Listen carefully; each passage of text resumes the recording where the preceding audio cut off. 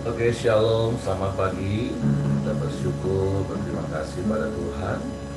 Malam pagi hari ini kita boleh bangun lagi dengan tubuh yang diberkati, dengan kekuatan kesehatan yang baru yang datang daripada Tuhan. Kita bersyukur, kita berterima kasih sebab Tuhan mengasihi kita dan Dia menebus hidup kita, melayakkan kita untuk datang menghampiri tahta kasih karunia Tuhan.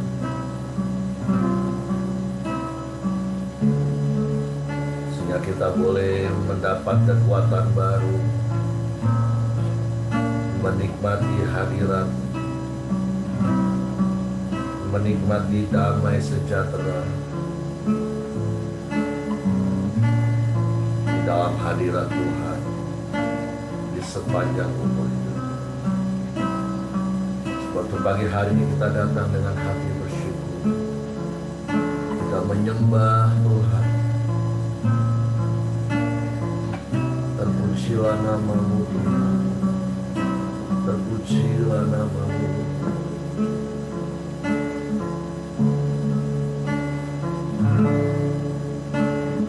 Masuk ruang Maha Kudus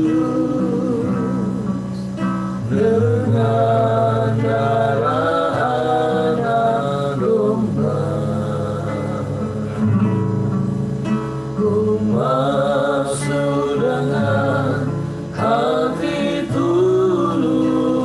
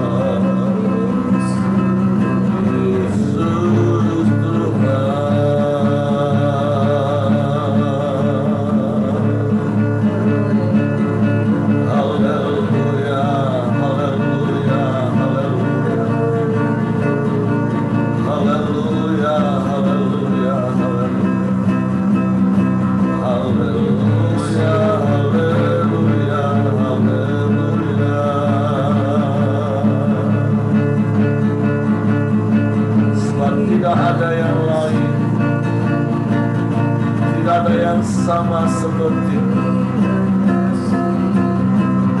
Kau mengasihi kami, Kau mau mati mencurahkan darah-Mu, menebus hidup kami. Kau layakkan kami. Haleluya.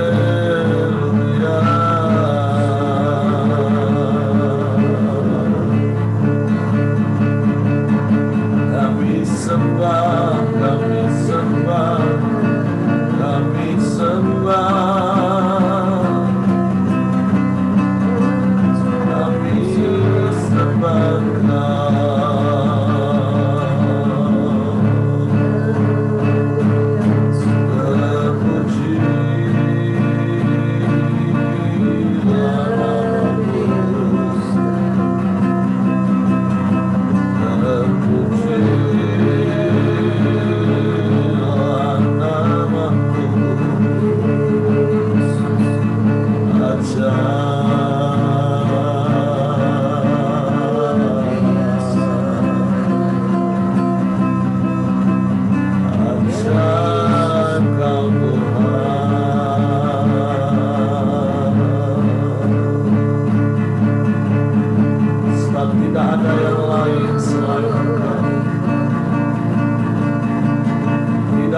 sama seperti-Mu, Yesus Tuhan. Haleluya. Kami sembah,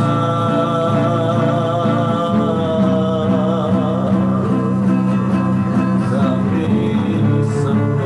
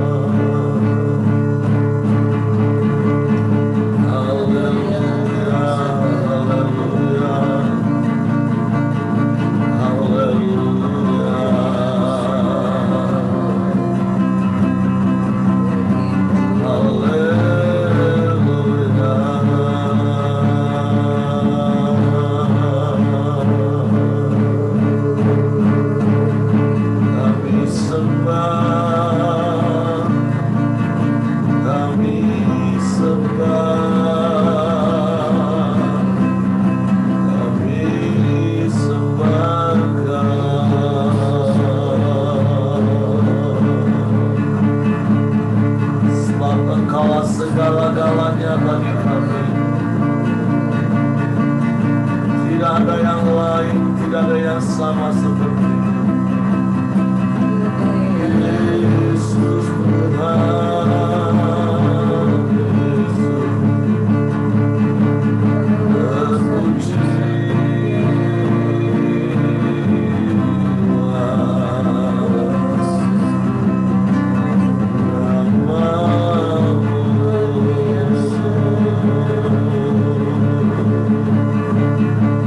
Engkau Allah yang ajaib,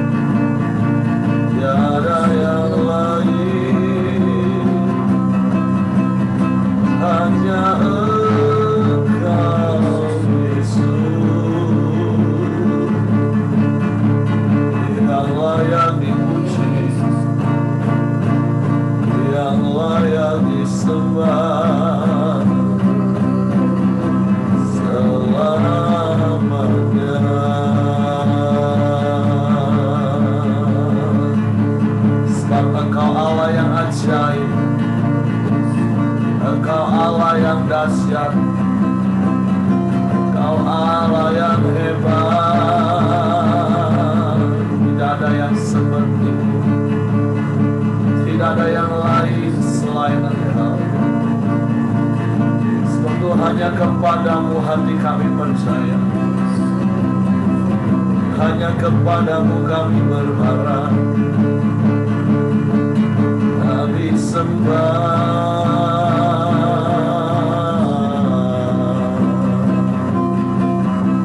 kami sembah Engkau.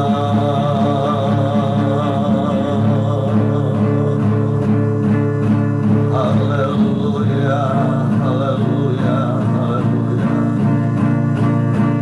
Haleluya, haleluya, haleluya. Terpujilah namamu, terpujilah namamu. Kami sembah,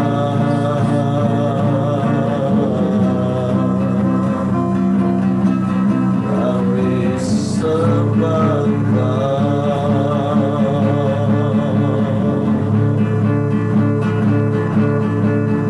Mulialah namamu, mulialah namamu,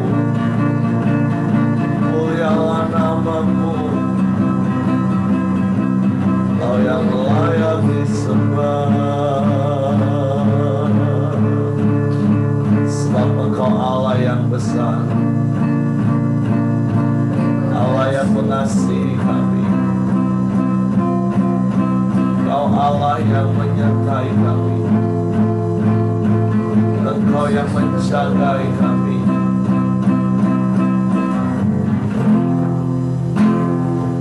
Sebab itu kami tidak takut menjalani hari-hari kami, sebab ada Engkau Allah yang menjaga kami.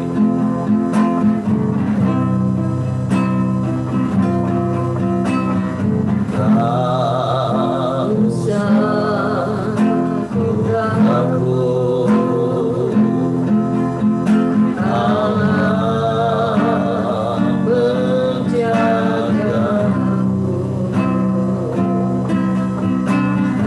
Tak usah bimbang,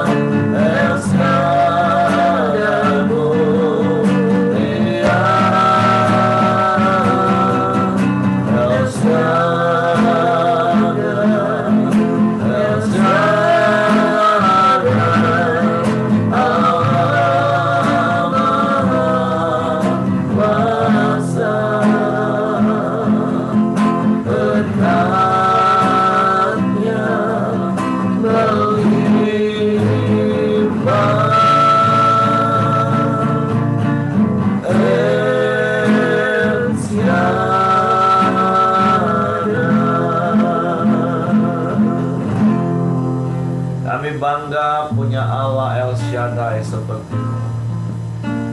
Allah yang maha besar, Allah yang berkuasa di bumi di surga. Engkau Allah yang mengasihi kami, bahkan Engkau Allah yang menjagai kami. Engkau yang memelihara dan melindungi kami, sebab kami adalah anak-anak-Mu. Sebab itu Bapa, kami bersyukur, kami berterima kasih kepadamu pagi hari ini.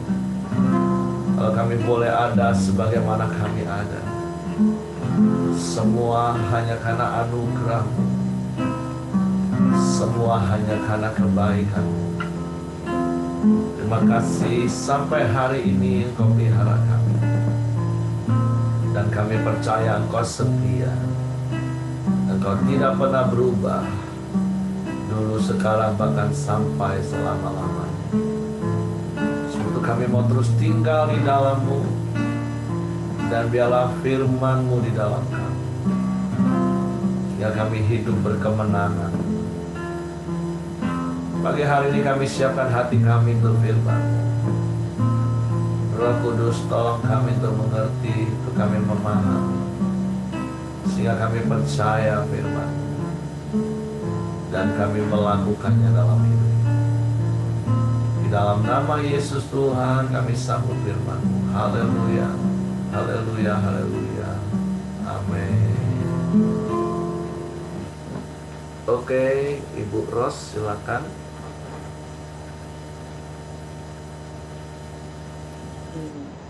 Shalom, Ping-an.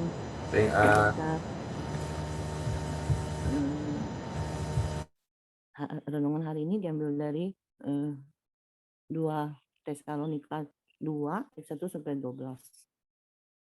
Saya bacakan ya.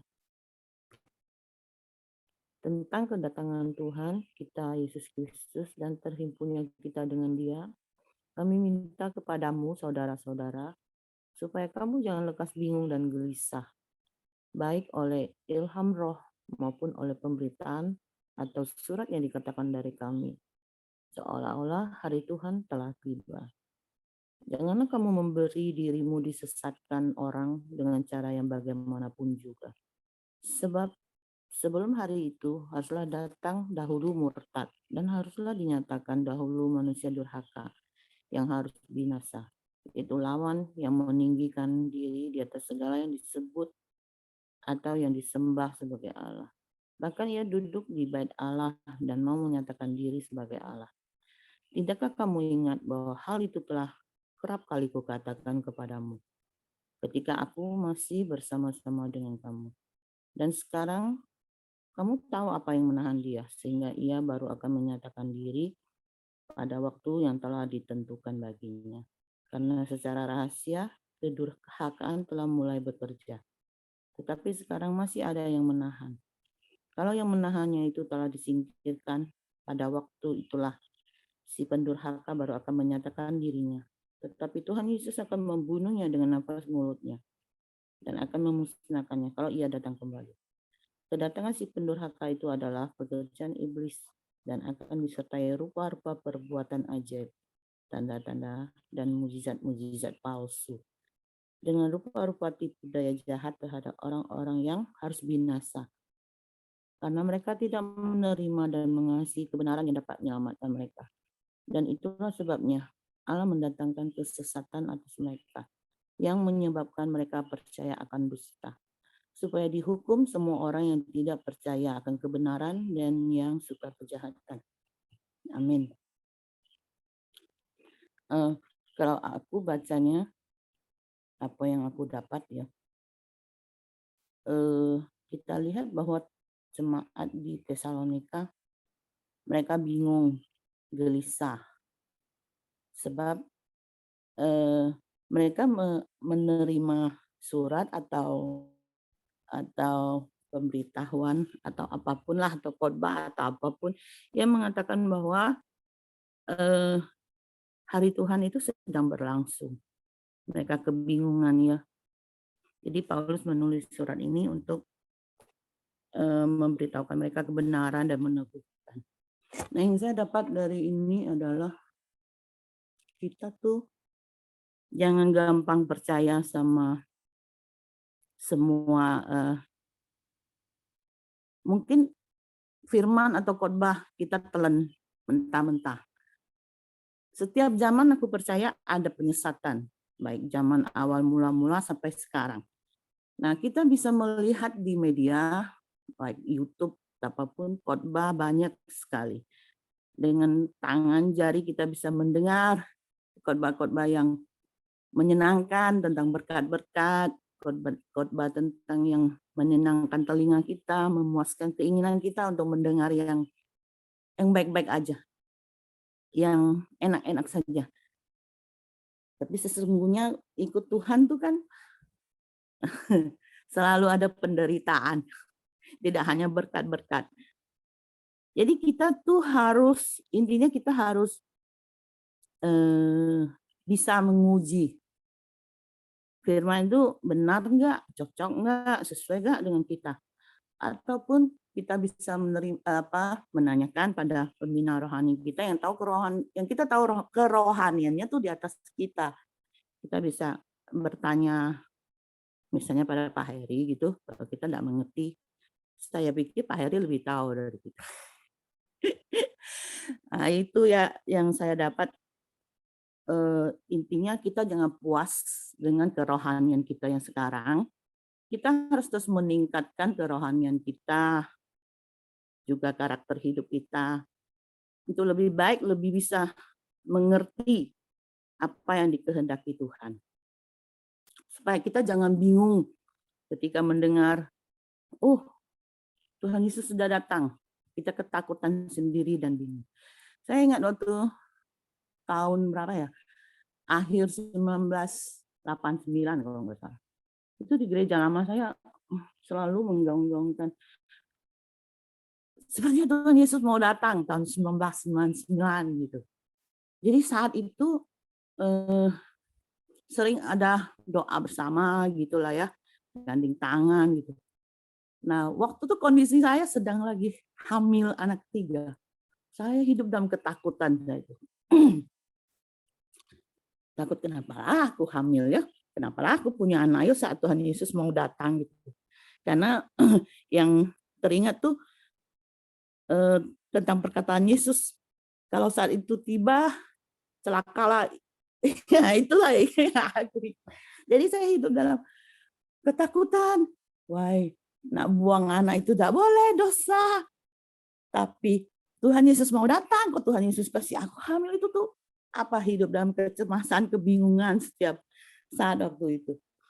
Tapi walaupun bingung, cemas, takut, hari-hari kan tetap berjalan. Jadi tahun 1999 saya melahirkan. Tuhan Yesus belum datang sampai hari ini. Jadi dari situ ya saya pelajari, saya ini bodoh gitu loh. Janganlah gampang dipengaruhi orang. Jadi saya mulai mau baca firman, mulai mau belajar gitu. Untuk meningkatkan kerohanian kita lah, supaya kita jangan puas kita gampang diombang-ambingkan oleh ajaran-ajaran yang tidak sesuai dengan firman Tuhan. Nah, itu yang saya dapat Pak Heri. Saya kembalikan pada Pak Heri. Oke, terima kasih untuk Ibu Ros. Hari ini kita belajar satu perikop bagaimana Paulus menjelaskan, mengingatkan kembali kepada jemaat Tesalonika tentang kedurhakaan sebelum kedatangan Tuhan. Nah, memang bicara tentang zaman akhir atau hari kedatangan Tuhan, sebenarnya kan memang 2000 tahun terakhir inilah zaman akhir. Nah, kita adalah orang-orang yang hidup di akhir daripada akhir zaman. Nah, tentu beberapa prinsip yang tadi juga sempat diceritakan oleh Ibu Ros. Nah, hari-hari ini mungkin juga akan mulai lagi sering kita dengar, wah Tuhan sudah dekat, sudah mau datang, tanda-tandanya sudah semakin nyata. Nah, tapi satu hal yang mungkin harus kita taruh dalam hidup kita hari-hari ini, supaya kita tidak, maaf seperti Bu Ros tadi ceritakan, waktu tahun 90-an, dibilang bahwa Tuhan sudah mau datang, tapi itu justru menjadi sesuatu yang mengintimidasi, menakutkan. Karena percayalah segala sesuatu yang dari Tuhan itu harusnya mendatangkan damai sejahtera. Tapi mungkin di satu sisi, itu tadi, dengan berjalannya waktu kan kita bertumbuh. Tentu seperti apa Ibu Ros tadi katakan, ya dia punya alasan yang cukup kuat untuk dia menjadi takut. Karena Yesus juga pernah katakan, hati-hatilah jangan sampai hari itu engkau sedang hamil. Jangan sampai pada hari itu, pada musim dingin. Nah, tapi satu hal kebenaran yang harus kita mengerti, bagi kita orang-orang percaya, ketika kita mendengar kabar tentang kedatangan Yesus kali yang kedua, harusnya yang ada dalam hidup kita itu adalah sukacita, yaitu yes. Karena memang kita kan sedang menanti-nantikan kedatangan Yesus kali yang kedua. Bahkan Wahyu katakan bagi orang yang menanti-nantikan dengan tekun kedatangan Yesus, Yesus akan memberikan perlindungan di hari-hari di mana Tuhan mengirimkan pencobaan ke atas seluruh muka bumi. Nah, artinya melalui firman Tuhan ini juga Paulus mengingatkan kita nggak usah diombang-ambingkan dengan berbagai macam hal yang membuat kita justru menjadi semakin takut, semakin gentar hari-hari ini. Bahkan seperti yang Ibu Ros tadi katakan, hari-hari ini ya salah satunya juga ada begitu banyak penyesatan. Tapi Bapak Ibu nggak usah takut, seperti yang Ibu Ros tadi katakan, apalagi zaman sekarang kita mau dengerin khotbah dari siapapun itu sangat gampang, kita tinggal buka di YouTube. Prinsip-prinsip sederhananya begini Bapak Ibu, segala sesuatu yang mendatangkan damai sejahtera bagi kita, itu datang dari Tuhan. Yang kedua, jadilah seperti jemaat yang ada di Berea. Setelah dengar firman Tuhan, terlepas mau dari pendeta siapapun, terus dicek lagi dengan Alkitab yang kita punya. Sesuai nggak dengan firman Tuhan? Nah, masalahnya kan yang sering kali yang lebih bahaya itu adalah ketika kita nggak sadar bahwa itu adalah sebuah penyesatan, tapi justru menganggap itu sebuah kebenaran, dan itu membuat sebuah paradigma. Tapi kan itu juga berkaitan dengan hal-hal kita semakin mengenal Tuhan, kita akan semakin memahami Tuhan. Dan contoh-contoh sederhana, ini bukan penyesatan sih menurut saya. Cuman mungkin di awal-awal ada begitu banyak orang Kristen waktu kenal Tuhan, contoh-contoh. Dia diajar memberi. Wah, berilah maka kamu akan diberi, kamu akan diberkati, hidupmu akan berhasil.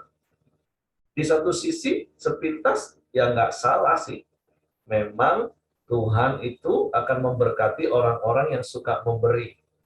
Tetapi harusnya dilengkapi lagi. Waktu kita memberi, sikap hati kita, motivasi kita, bukan supaya Tuhan memberkati kita, tetapi karena itu sebagai bentuk ungkapan rasa syukur dan kasih kita kepada Tuhan. Sehingga kalaupun nanti akhirnya suatu saat Tuhan izinkan kita juga mengalami masalah, kita nggak mulai bersungut-sungut dan mulai protes, loh, katanya aku memberi akan diberkati, tapi kenapa keadaan hidupku jadi malah seperti ini? Nah, tentu semakin hari kita akan semakin dalam mengenal Tuhan. Tentu kalau kita dulu, ayo ke gereja beribadah supaya diberkati Tuhan. Semua ujung-ujungnya dikaitkan dengan berkat. Sehingga akhirnya kekristenan nggak beda dengan yang namanya okultisme. Kita menyembah supaya mendapatkan sesuatu. Padahal kita menyembah itu memang karena kita makhluk penyembah. Kita didesain, diciptakan Tuhan memang untuk menyembah Tuhan. Nah, jadi artinya ketika kita datang beribadah kepada Tuhan, menyembah Tuhan, fokusnya bukan kita, tapi fokusnya Tuhan. Nah, hal-hal seperti itu yang firman Tuhan katakan, seperti Ibu Ros tadi katakan, bahwa akan ada begitu banyak penyesatan, ada begitu banyak persoalan, permasalahan terjadi. Tapi sekali lagi, bagi orang yang tekun menanti-nantikan Tuhan. Artinya kalaupun kita dengar, wah Tuhan sudah nggak lama lagi akan datang. Jangan takut, kita justru harus bersuka cita. Seperti lagu lama yang juga dulu sering dinyanyikan, sekarang juga sudah mulai jarang dinyanyikan. Kapan Yesus kembali? Kapan Yesus kembali ke dalam dunia ini? Sungguh tak lama lagi. Betapa senang hatiku bila sudah bertemu. Hatiku sangat rindu pada Yesus Tuhanku. Nah, harusnya itu menjadi kerinduan yang mendalam dan paling mendalam dari hidup setiap kita orang percaya, bahwa Yesus akan datang kembali. Tapi tentu firman Tuhan katakan gak ada satupun manusia yang tahu kapan waktunya, baik tanggal, hari, bulan, tahun maupun waktunya, detiknya. Bagian kita adalah dengan iman, dengan pengharapan menanti-nantikan kedatangan Tuhan. Tapi juga menanti-nantikan kedatangan Tuhan bukan berarti terus juga membuat kita semakin malas. Sudahlah, ngapain juga repot-repot kerja ini itu. Toh Tuhan juga sudah mau datang. Enggak. Makanya prinsipnya adalah begini. Kita bekerja dengan rajin seperti seakan-akan masih 1000 tahun lagi Tuhan mau datang. Tapi kita terus berjaga-jaga, hidup di dalam kebenaran, hidup di dalam kekudusan, seakan-akan seperti nanti malam Tuhan sudah mau datang. Nah, itu sikap hati yang harus terus kita jaga.